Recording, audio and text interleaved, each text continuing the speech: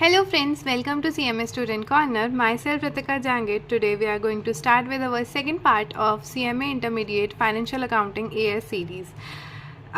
In the last video we have already completed the introduction of AS as well as advantages of AS, disadvantages of AS, and we have already completed our AS number 1, that is disclosure of accounting policies.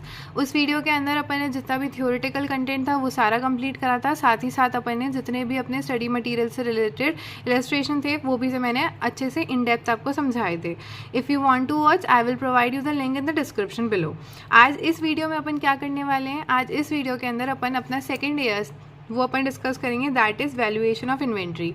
ठीक है, ये जो notes हैं ये पूरे के पूरे अपने स्टडी मटेरियल से ही हैं. इस वीडियो के अंदर भी पहले अपन सारा का सारा थ्योरेटिकल कंटेंट पढ़ेंगे, फिर उसके बाद में जितने भी आपके AS2 से रिलेटेड इलस्ट्रेशन है जो आपको स्टडी मटेरियल में गिवन है अपन फिर उसके बाद में वो डिस्कस करेंगे. तो चलिए स्टार्ट करते हैं. Valuation of inventory.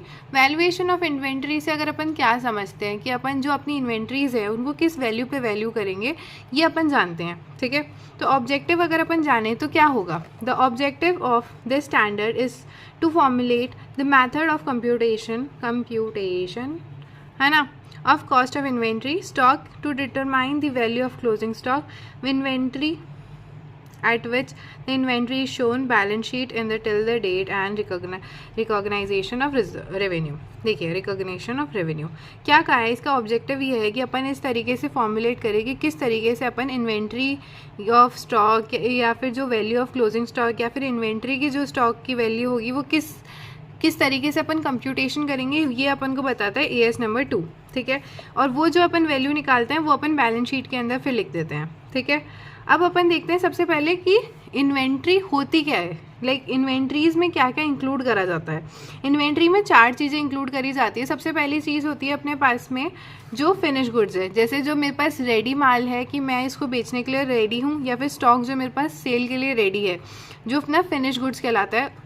इन्वेंट्री में सबसे पहले आता है फिनिश गुड्स, और साथ ही साथ क्या इंक्लूड करा जाता है जैसे रॉ मटेरियल या फिर WIP. जो मेरे पास रॉ मटेरियल है जिससे मैं सामान बना रही हूँ, और WIP जो मेरे पास अंडर कंस्ट्रक्टेड है या पूरा कंप्लीटेड नहीं हुआ है, वर्क इन प्रोग्रेस चल रहा है, उसमें अपन इन्वेंट्री में WIP को भी इंक्लूड करते हैं. नेक्स्ट और क्या इंक्लूड करते हैं, कोई टाइप का स्टोर्स, जो स्टोर्स हैं या स्पेयर्स हैं, रॉ मटेरियल है एंड कंज्यूमेबल ये है. ठीक है, अब एक चीज़ का याद रखिएगा कि स्पेयर्स को अपन इंक्लूड करते हैं इन्वेंट्री में, बट स्पेयर पार्ट्स को अपन इन्वेंट्री में इंक्लूड नहीं करते हैं. इसीलिए मैंने आपका ये वाला जो पॉइंट है इसको इंपॉर्टेंट मार्क करा है. क्या क्या चीज़ों को इंक्लूड नहीं करते, मशीनरी को इंक्लूड नहीं करेंगे इन्वेंट्री में, स्पेयर पार्ट को इंक्लूड नहीं करेंगे इन्वेंट्री में, और साथ ही साथ जो भी अपने सर्विस से रिलेटेड इक्विपमेंट्स है अपन उनको भी इंक्लूड नहीं करते हैं. तो क्या क्या आता है इन्वेंट्री में, finish goods, raw material, WIP, कोई भी स्टोर्स या फिर कोई भी स्पेयर्स या कोई भी रॉ मटीरियल या फिर कंज्यूमेबल्स, ये सारी चीज़ें जो है ये इन्वेंट्री के अंदर इंक्लूड करी जाती है.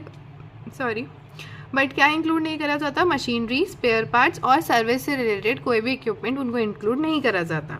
ठीक है, अब अपन ये पढ़ते हैं कि AS2 जो है वो किन किन चीज़ों पे एप्लीकेबल नहीं है. Accounting standard 2 is not applicable in following cases. सबसे पहला है WIP arise under construction contract includes directly related to service contract AS7 construction contract. देखिए, कोई कंस्ट्रक्शन कॉन्ट्रैक्ट, AS7 क्या है आपका कंस्ट्रक्शन कॉन्ट्रैक्ट, कोई भी WIP अराइज हो रहा है आपका कंस्ट्रक्शन कॉन्ट्रैक्ट से रिलेटेड या फिर सर्विस कॉन्ट्रैक्ट से रिलेटेड, वो इसके अंदर नहीं आता क्योंकि उसके लिए एक पर्टिकुलरली अलग से AS बना हुआ है, दैट इज़ AS7. ठीक है, construction contract. Next, we have WIP in progress arise in ordinary course of business for service provider, जैसे incomplete consultancy service, incomplete merchant bank activities, medical services in progress. कोई भी WIP है मतलब work in progress है जो ordinary course of business में है for the service provider के लिए जैसे कोई कंसल्टेंसी की सर्विस हो गई या फिर कोई इनकम्प्लीट अपना मर्चेंट अकाउंट एक्टिविटी हो गई या फिर कोई भी मेडिकल सर्विसेज जो प्रोवाइड करी जा रही है वो इन प्रोग्रेस है, उनको अपन वैल्यूएशन ऑफ इन्वेंट्री में इंक्लूड नहीं करते. जैसे financial instruments held as a stock in trade. जो स्टॉक इन ट्रेड के अंदर इनको नहीं मानते, किन किन को नहीं मानते, जैसे शेयर्स, डिबेंचर्स, बॉन्ड। जैसे फॉर एग्जांपल मेरा स्पेक्यूलेशन बिजनेस है, मैं सामान मतलब शेयर्स खरीदती हूँ सुबह और शाम को बेच देती हूँ, ठीक है।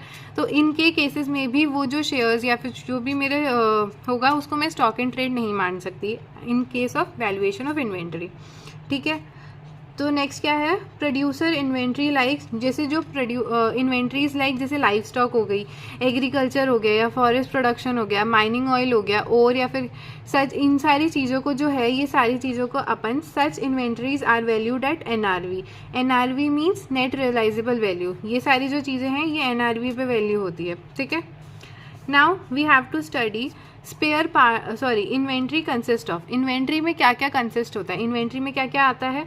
देखिए, जो भी गुड्स अपन परचेज कर रहे हैं, है ना, एंड हेल्ड फॉर रीसेल, किसके लिए, अपन ने सिर्फ परचेज करके घर के काम के लिए नहीं लिया या फिर फॉर पर्सनल यूज़ कंजम्पशन के लिए नहीं लिया है, अपन ने फॉर द सेल पर्पज़ के लिए अगर किसी चीज़ को परचेज करा है तो उसको अपन इन्वेंट्री मान लेते हैं। Inventory also consist finish goods जो प्रोड्यूस करे हैं, या फिर WIP बीइंग प्रोड्यूस, जो अपनी WIP बीइंग प्रोड्यूस्ड है, बनने वाली है by the enterprise, and includes material, maintainable supplies, consumables, tools, loose tools held for use of production process. Inventory में क्या क्या आता है, इन चीज़ों को भी करा जाता है, जैसे भी अपने ऊपर पढ़ा था ना, फिनिश गुड्स आते हैं, WIP आती है, स्पेयर पार्ट्स, वही सारी चीज़ें इसमें वापस बताइए। Inventory do not include spare part, service equipments and standby equipments which meant the definition of property plant equipment. ये जो सर्विस इक्विपमेंट्स होते हैं या फिर स्पेयर पार्ट्स हो गए या फिर जो स्टैंड बाय इक्विपमेंट्स है, मशीनरी है, इन सब चीज़ों के लिए क्या है ना, अपना AS number 10 that is property plant and equipment जो होता है उसके अंदर ये सारी चीज़ें कंसिडर करी जाती है, इसलिए अपन AS 2 के अंदर इनकी वैल्यूएशन नहीं निकालते हैं। जो AS 10 है वो अपन आने वाली फ्यूचर वीडियो में पढ़ेंगे। मैं आपको सारे जितने भी AS आपके रिलेटेड टू फाइनेंशियल अकाउंटिंग है वो सारे के सारे आपको प्रोवाइड करूँगी इस सीरीज़ के अंदर, ठीक है। नेक्स्ट, मशीन, जो भी मशीनरी, मैकेनिकल स्पेयर्स जो हैं, not specified to a particular item, various, इसका मतलब है, मैं आपको वैसे बता देती हूँ, इसका मतलब है कि फॉर एग्जांपल मान लीजिए एक टूल है, फॉर एग्जांपल मतलब एक इस तरीके का एग्जांपल, फॉर एग्जांपल मतलब एक टूल है, एक स्पेसिफिकली एक वो है जो कि आपके सिर्फ एक पर्टिकुलर मशीन के अंदर काम नहीं आता, आप उस टूल को अलग अलग वैरायटी ऑफ मशीन्स के अंदर यूज़ कर सकते हो। तो वो एक ही मशीनरी के लिए ट्रीटेड नहीं करा जाता, वो हर मशीन के अंदर यूज़ आ सकता है या वैरायटी ऑफ मशीन्स के अंदर यूज़ आ सकता है। तो उसके लिए अपन AS 2 देखते हैं, ठीक है, और उसके ऊपर ये चार्ज होता है, ठीक है। और जो भी उससे रिलेटेड अपने को प्रॉफिट एंड लॉस जो भी आता है वो अपन चार्ज कर देते हैं, किससे, P&L से, ठीक है, इन ordinary course of operation. Next, अब एक चीज़ आती है, जो भी इन्वेंट्रीज होती है ना वो किस पे वैल्यू करी जाएगी, ठीक है। इन्वेंट्री वैल्यू करी जाती है कॉस्ट और NRV which ever is lower पे, ठीक है। ये पॉइंट बहुत इंपॉर्टेंट है क्योंकि इससे ही रिलेटेड आपके सारे क्वेश्चंस आते हैं। क्या इन्वेंट्री किस पे वैल्यू करी जाती है, कॉस्ट और NRV which ever is lower. क्या स्टेप्स होते हैं वैल्यूएशन ऑफ इन्वेंट्री के, सबसे पहले तो आप ये पता करो, डिटरमाइन करो कि कॉस्ट ऑफ इन्वेंट्री क्या है आपकी, ठीक है, ये डिटरमाइन करो, NRV क्या है, और उन दोनों का कंपैरिजन करो, और उन दोनों में से विच एवर इज जो लोअर होगा ना उसको अपन ले लेंगे। और जो NRV होता है ना, the comparison should be made on the item by item और बाय ग्रुप आइटम्स। जो NRV होता है ना, ये इंपॉर्टेंट है, यहाँ पे आप इंपॉर्टेंट लिख दीजिए, दैट इज़ कि अगर आप NRV कैलकुलेट कर रहे हो तो आइटम बाय आइटम कैलकुलेट करना है। फॉर एग्जांपल कॉटन हो गया, मतलब कॉटन हो गया, माइनिंग हो गया, या फिर रिलेटेड जितने भी आपके पास में अलग अलग वैरायटी जो आएगी ना उसके बेसिस पे होएगा, आइटम बाय आइटम करा जाएगा या फिर ग्रुप ऑफ आइटम्स के बेसिस पे होगा। इन टोटल में अगर आपको कभी भी क्वेश्चन के अंदर NRV दिया हुआ है तो आप उसको वो नहीं मानोगे, ठीक है। Next up we have cost inventory consist of. Cost of inventory के अंदर जो है ना क्या क्या कंसिस्ट से होता है, उसके अंदर कॉस्ट ऑफ परचेज आता है, कॉस्ट ऑफ कन्वर्जन आता है, और भी अदर जो भी इनकर्ड करे जाते हैं लेके, ठीक है, अदर कॉस्ट जो कि इनकर्ड कर जाती है जिनको भी अपन इन्वेंट्री मानते हैं। अब इसके लिए मैं आपको एक चार्ट दिखाती हूँ जिससे आपको ईजी रहेगा समझने के लिए, क्योंकि ये सारा का सारा पैराग्राफ फॉर्म में दे रखा है आपको पूरी की पूरी बुक में। तो देखिए,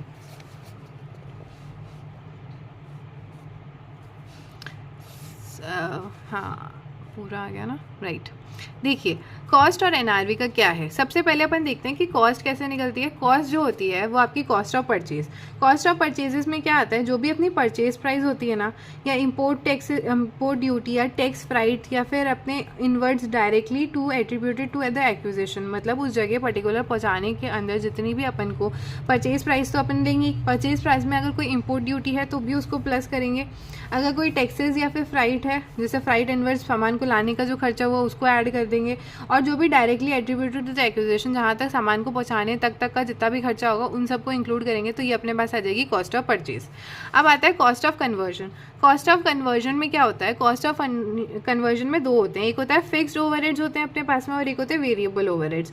जो फिक्स्ड ओवरहेड्स होते हैं उनको अपन नॉर्मल कैपेसिटी जो होती है उनकी बेसिस पे उस पर वैल्यू करते हैं, और जो भी अपने वेरिएबल ओवरहेड्स होते हैं उनको अपन एलोकेट करते हैं किस पे, जो भी अपना एक्चुअल प्रोडक्शन है। लाइक फॉर एग्जांपल मेरा प्रोडक्शन एक्चुअल में 100 स्टूडेंट, मैं आपको एग्जांपल बताती हूँ फिक्स का। पहले फिक्स के लिए मानिए कि मेरे क्लास में कैपेसिटी है कि मैं 100 बच्चों को बिठा के पढ़ा सकती हूँ। इसके लिए मेरा रेंट लगता है 50,000 रुपीज़ का, ठीक है। जिस जगह को मैंने परचेज़ करा है उसका रेंट लगता है 50,000 का। अब चाहे मानिए कि यहाँ पे 50 बच्चे आके बैठे हैं, या फिर 10 बच्चे आके बैठे हैं, या फिर 20 बैठे हैं, या फिर 80 बैठे या 90 बैठे, मेरे को फिक्स बेसिस पे 50,000 का रेंट तो मेरे को पे करना ही पड़ेगा, राइट।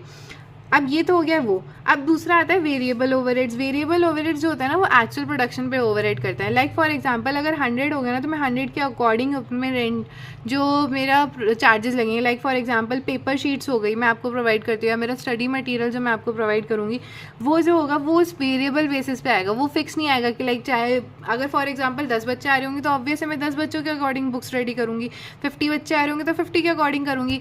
बट रेंट के केस में क्या है, चाहे 50 आए, 100 आए, 20 आए, जितने भी आए, मेरे को रेंट 50,000 तो देना ही है। तो कॉस्ट ऑफ कन्वर्जन क्या हो गई, वेरिएबल और फिक्स बेसिस पे देखी जाती है। और एक इसमें टॉपिक आता है बाय प्रोडक्ट और स्क्रैप का। इसके अंदर क्या होता है, जो भी अपना बाय प्रोडक्ट होता है वो एनआरवी पे रियलाइज्ड होता है, ठीक है। अदर कॉस्ट कौन सी आती है, जो मैंने आपको बताया था ना, एक तो यहाँ पे कॉस्ट ऑफ परचेज, ये अपन ने समझ लिया। कॉस्ट ऑफ, सॉरी आपको दिख नहीं रहा होगा, एक मिनट, हाँ, कॉस्ट ऑफ परचेज अपना सेट हो गया। कॉस्ट ऑफ कन्वर्जन अपन को समझ में आ गया। अब ये जो अदर कॉस्ट की बात करी जा रही है, इसमें क्या क्या आता है। अदर कॉस्ट के अंदर कॉस्ट जो भी इंकर करी जा रही है in bringing the inventory to present, ठीक है, लोकेशन एंड कंडीशन को, जो भी कॉस्ट अपन को इंकर्ड करी जा रही है, जो किसके लिए, जो भी अपन कॉस्ट जो है लेके आ रहे हैं प्रेजेंट लोकेशन पे जहाँ पे अपन को चाहिए, ठीक है, और जिस कंडीशन में अपन को चाहिए उस कंडीशन तक पहुँचाने के लिए जितनी भी कॉस्ट लग रही है वो अपनी अदर कॉस्ट आ जाती है। जब अपन इन तीनों को प्लस कर देते हैं तो ये आ जाती है अपनी कॉस्ट, ठीक है। अब उसी जगह अब दूसरा अपने पास में था एनआरवी। एनआरवी का फुल फॉर्म क्या होता है, net realisable value. Net realisable value कैसे निकालते हैं, जो भी अपनी वैल्यू है उसमें से माइनस कर देंगे जितने भी सेलिंग से रिलेटेड एक्सपेंसेस है, और माइनस कर देंगे जो भी एस्टिमेटेड कॉस्ट ऑफ कंप्यूटेशन आ रही है, कंप्लीशन जो है वो अपन माइनस कर देते हैं, तो अपने पास में नेट रियलाइजेबल वैल्यू आ जाती है। अब कुछ कॉस्ट है जो कि अपन को एक्सक्लूड करके रखनी पड़ती है जब भी अपन कॉस्ट की कैलकुलेशन करते हैं। जैसे कोई भी अगर एबनॉर्मल कॉस्ट होगी तो उसको इंक्लूड नहीं करेंगे, स्टोरेज कॉस्ट को इंक्लूड नहीं करेंगे, एडमिनिस्ट्रेटिव कॉस्ट को इंक्लूड नहीं करेंगे, सेलिंग एंड डिस्ट्रीब्यूशन कॉस्ट हो गई उसको नहीं लेंगे, बोरोइंग कॉस्ट जो हो गई जैसे फॉर एग्जांपल इंटरेस्ट हो गया उसको इंक्लूड नहीं करेंगे, ठीक है। इससे रिलेटेड बहुत क्वेश्चन आते हैं, आप इसको ध्यान में रखिएगा, ठीक है। अभी अपन करेंगे तो अब आपके आएंगे इसमें। एक्सचेंज डिफरेंसेस, कोई भी एक्सचेंज से रिलेटेड डिफरेंसेस आ रहे हैं उसको अपन इंक्लूड नहीं करेंगे। अब नेक्स्ट टॉपिक आता है अपने पास में, वापस अपन अपनी बुक पे आते हैं, दैट इज कॉस्ट फार्मूला।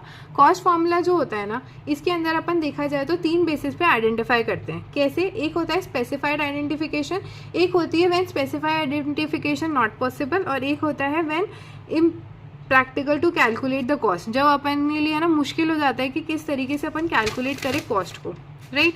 तो सबसे पहले अपन ये पढ़ते हैं कि जो जिसको अपन स्पेसिफिकली आइडेंटिफाई कर सकते हैं तो उस केसेस में क्या करेंगे। इसमें फर्स्ट प्रेफरेंस तो अपन देते हैं कि जो भी कॉस्ट है उसको लेंगे और द आइटम जो भी डिस्ट्रीब्यूट करी गई है, और आइटम बाय आइटम देखेंगे और NRV which ever is lower करके ले लेंगे। और ये जो होती है ये अपन फीफो या फिर वेटेड एवरेज के बेसिस पे ये जो स्पेसिफाइड हो गई ये तो जो अपनी कॉस्ट और NRV which ever is lower पे हो गई उस पर करते हैं, और कॉस्ट पे करते हैं जो भी स्पेसिफाइड आइटम की इन्वेंट्री पे, ठीक है। नेक्स्ट अपने पास में आता है when items is method was not applicable, specified identification नहीं है, तो इस बेसिस में अपन एक तो फीफो से कैलकुलेट करते हैं या फिर वेटेड से करते हैं, विच एवर जो भी सूटेबल रहता है। नेक्स्ट आता है जब अपने लिए प्रैक्टिकली जो है वो पॉसिबल नहीं है कैलकुलेट करना, क्या कैलकुलेट करना, ये सारी असर्टेन करने कॉस्ट को, ठीक है। तो उसमें दो टाइप होता है, एक होता है स्टैंडर्ड कॉस्ट और एक होती है retail cost, retail method. Standard cost वो कॉस्ट होती है जब जो अपना चाहे कितनी वैरायटी ऑफ प्रोडक्ट है लेकिन जिसके अंदर अपना जो प्रोडक्ट मार्जिन है ना वो सेम है सब में, तो अपन एक तरीके से स्टैंडर्ड कैलकुलेशन कर देते हैं। बट रिटेल मेथड के अंदर क्या होता है, हर प्रोडक्ट के ऊपर अपना जो मार्जिन कॉस्ट है वो अपनी मार्जिन कॉस्ट नहीं, जो भी अपना मार्जिन का प्रॉफिट है वो हर में अलग अलग है, तो अपन रिटेल मेथड यूज़ करते हैं, ठीक है। इसी के साथ में अपना ये जो फॉर्मूला ऑफ जो कॉस्ट है वो कंप्लीट होता है। Next we have to understand that is net realisable value. जैसे कि मैंने आपको पहले बता दिया नेट रियलाइजेबल वैल्यू कैसे कैलकुलेट करने का मैंने बताया था आपको। जो भी आपकी रियलाइजेबल वैल्यू है उस रियलाइजेबल वैल्यू में से जितने भी आपके सेलिंग एक्सपेंसेस है या फिर एस्टिमेटेड कॉस्ट है फॉर द कंप्लीशन उसको माइनस कर देंगे तो अपने पास आ जाएगी। फॉर एग्जांपल जैसे मानिए सेल्स है 1000 रुपीज़ की, ठीक है, अपन को सेल्स कमीशन दे रखा है 5%, बट जो कमीशन होता है सेल्स कमीशन जो सेलिंग एक्सपेंसेस जैसे, तो वो इसको अपन माइनस करते हैं तो 1000 माइनस 5% दैट लीड्स टू 950 जो हो गया अपना नेट रियलाइजेबल वैल्यू हो गया। इसको रीड करते हैं अपन।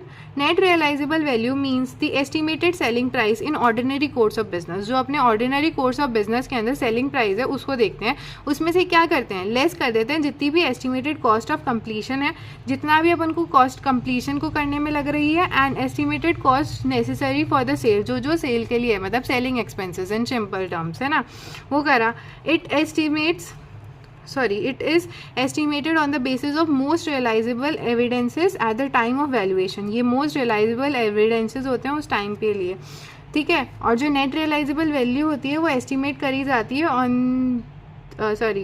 Also consider for the purpose of inventory, जो अपन इन्वेंट्री के लिए भी करते हैं। और जो एस्टिमेट करते हैं ना अपन बैलेंस शीट डेट पे करते हैं NRV का। अब नेक्स्ट है estimated of NRV value. If finished products in which raw material and supplies used to be sold at cost, then the estimated realizable value of raw material and supply consider as more in the cost। अगर मैं आपको in simple में इसका मतलब बताऊँ, इसका मतलब है फॉर एग्जांपल आपकी जो फिनिश गुड्स है वो आप अबव कॉस्ट बेच रहे हो। कैसे? फॉर एग्जांपल आपकी कॉस्ट कितनी लग रही है, 100 रुपीज़ आपकी कॉस्ट लग रही है उस प्रोडक्ट को बनाने के लिए, लेकिन आप सेल कितने कर रहे हो 120 पे, तो ये जो डिफरेंस है 20 का, तो ये आपकी ज़्यादा है। तो इस बेसिस पे जब अपन कैलकुलेट करेंगे ना NRV, तब किस पे करेंगे, इस पे करेंगे, कॉस्ट पे करेंगे एट NRV, ठीक है। NRV is going to be calculated on cost, ठीक है।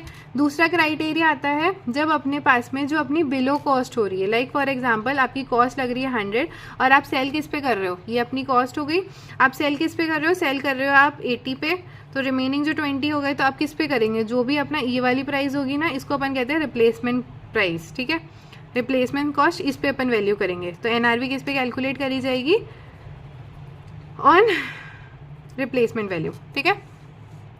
ये पैराग्राफ जो है ना ये बहुत इंपॉर्टेंट है, आप इसको याद करके रखिएगा, क्योंकि जब भी अपन के पास में जब ऐसे प्रेजेंटेशन देते हैं ना अपन, तो सबसे पहले अपन को प्रोविजन लिखना होता है, फिर क्वेश्चन क्या पूछ रहा था वो लिखना होता है, फिर उसके बाद में अपन को फाइनल आंसर देना होता है, ठीक है। तो एक बार अपन इसको रीड कर लेते हैं। If finish products in which raw material and supplies used is sold below cost, then the estimated realizable value of raw material or supplied is equal to replacement price of raw material or supplies, and this raw material will be valued at replacement price, ठीक है। अब next आता है अपने पास में किस किस चीज़ों का अपन को डिस्क्लोजर रिक्वायरमेंट है।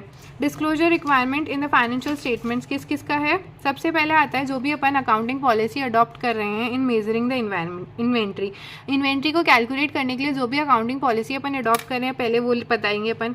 जो भी अपन कॉस्ट फॉर्मूला ले रहे हैं, जैसे मैंने आपको बताया था ना कि स्पेसिफाई आइडेंटिफिकेशन पॉसिबल है नहीं है, या फिर अपन कैलकुलेट ही नहीं कर पा रहे हैं, तो उसके बेसिस पे क्लासिफिकेशन ऑफ इन्वेंट्री जो है उसके बेसिस पे कि क्या क्या क्लासिफिकेशन, जैसे रॉ मटेरियल है या फिर WIP है, फिनिश गुड है, स्टॉक एंड ट्रेड है, या स्टोर एंड स्पेयर्स है, लूज टूल्स है। अब लूज टूल्स में मैं एक आपको इंपॉर्टेंट अलग से एक पॉइंट बताती हूँ जो आपके बुक में नहीं है।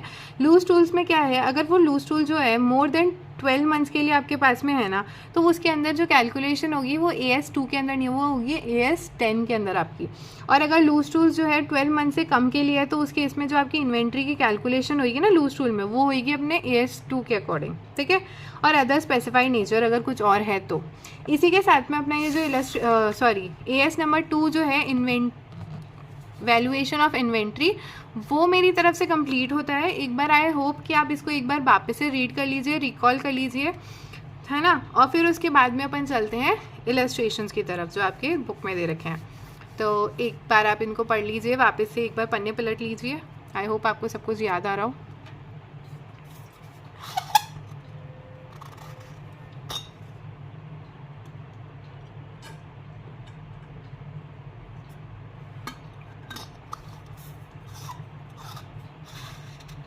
आप भी पानी वानी पी लीजिए।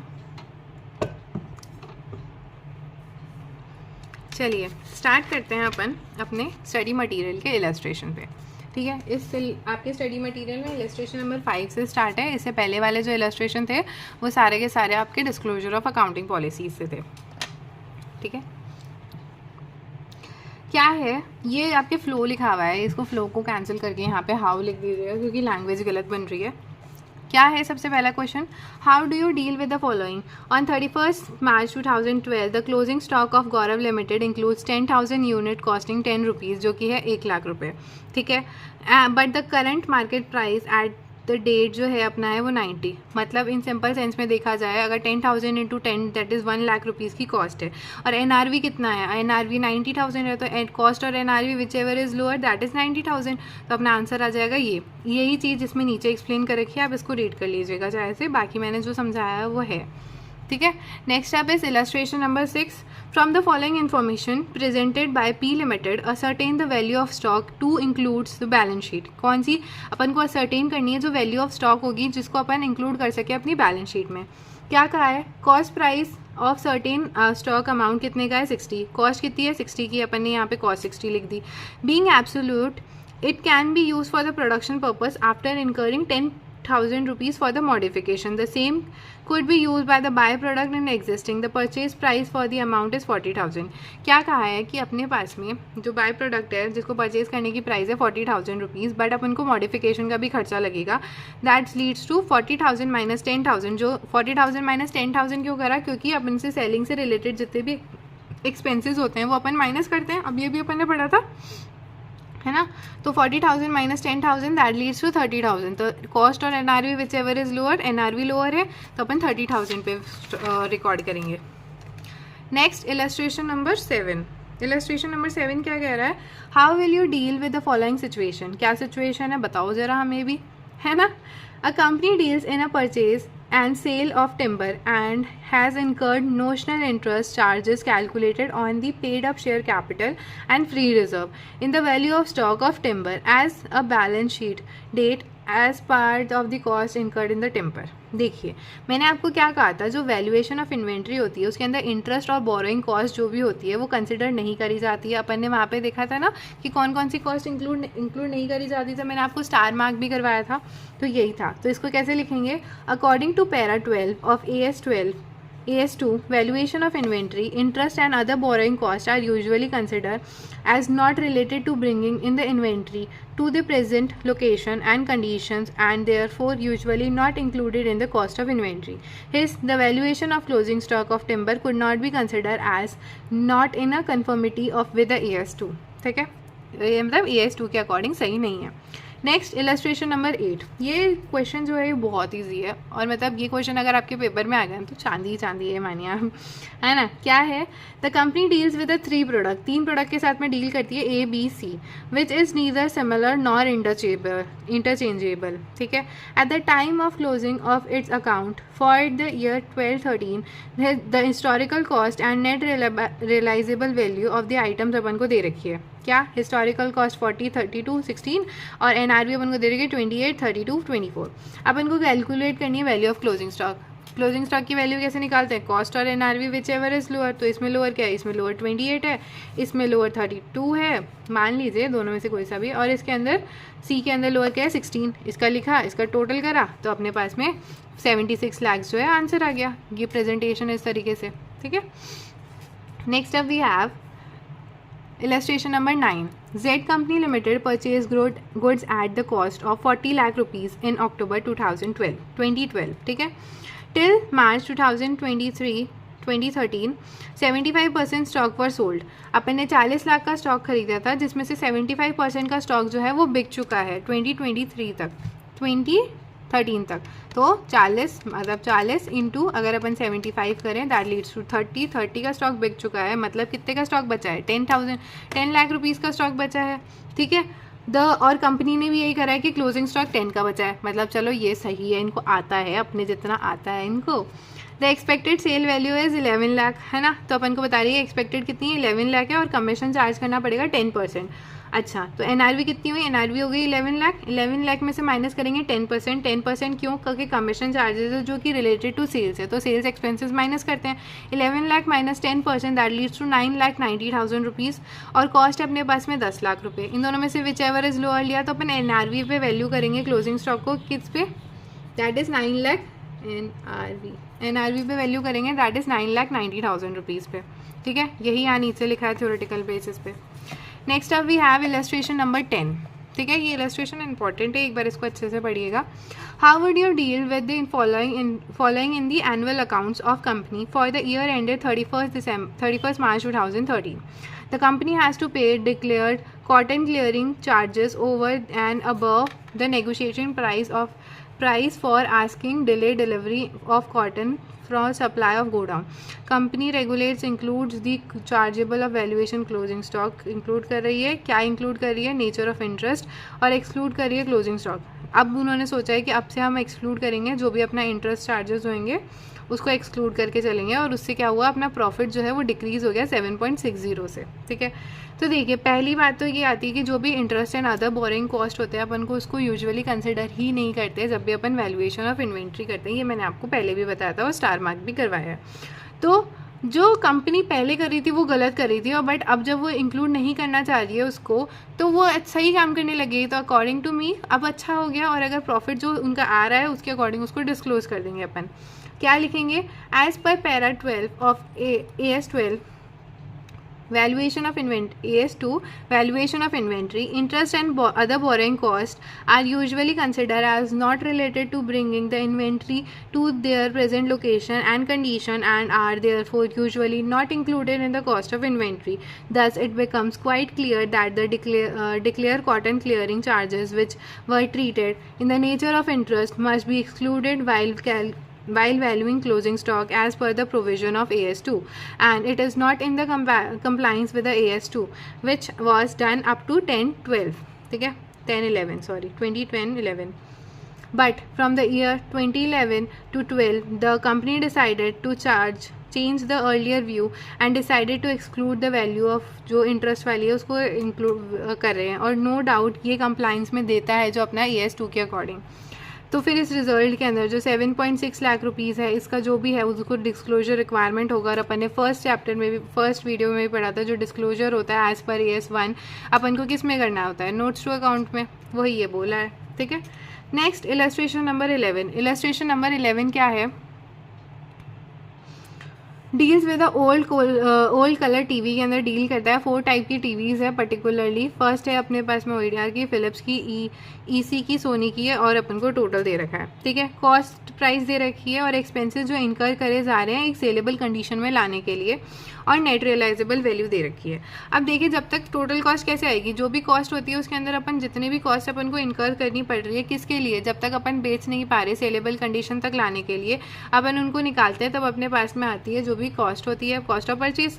तो इन दोनों को प्लस करा तो अपने पास में ये सारी फिगर्स आ गई और NRV आ गई। अब अपन कैसे निकालते हैं कॉस्ट और NRV which ever is lower? तो 13 और 18, 13 आंसर, 22 और 30, 22, 40, 36, 36, 50, 55, 50, और यहाँ पे तो टोटल कुछ भी नहीं है। यहाँ पे टोटल निकाला, इन सबको प्लस करा तो 1,21,000 आ गया। दैट्स लीड्स टू ये जो आपकी वैल्यू ऑफ स्टॉक होगी जो आप इंक्लूड करेंगे बैलेंस शीट में, वो ये फिगर आ गई। इसके साथ ही अब अपन चलते हैं इलस्ट्रेशन नंबर 12। कितने इलस्ट्रेशन है? इलस्ट्रेशन अपने पास है 15 इलस्ट्रेशन है, बस थोड़े से और बचे, फट हो जाएंगे, है ना। चलिए इलस्ट्रेशन नंबर 12 क्या कहता है? The company particulars are prepare by M limited, deal कर रहे हैं वो क्लोथिंग के अंदर, और कंप्यूट करनी है अपन को value of stock as per AS2। अपन को स्टॉक दे रखी है हेल्ड बाय M लिमिटेड जो कॉस्ट प्राइस दे रखी है, और NRV दे रखी है। अब अगर अब आपको मैं बोलूँ, जो मैंने आपको कहा था ना, जब भी अपन को टोटल में दे रखा है अपन को नहीं मानना है, अपन को जब तक स्पेशल डिटेल्स गिवन होगी अपन को उसी को मानना है। अपन को स्पेशल डिटेल्स गिवन है तो पर प्रोडक्ट पे अपन देखते हैं, ये मैंने आपको उस टाइम पे ही मार्क करवाया था इंपॉर्टेंट करके। तो क्या है, कॉस्ट और NRV which ever is lower में से अमाउंट लिख दीजिए, उनका टोटल कर लीजिए, आपका आंसर आ जाएगा। नेक्स्ट अब we have to next illustration है इलस्ट्रेशन नंबर 13। इलस्ट्रेशन नंबर 13 क्या बोल रहा है आपको, the total stock of A limited as on 31 March 2013 was 5 lakh rupees, on which stock जो है अमाउंट करा जा रहा है 31,000 रुपीज़ पे, were not ascertain as per AS2।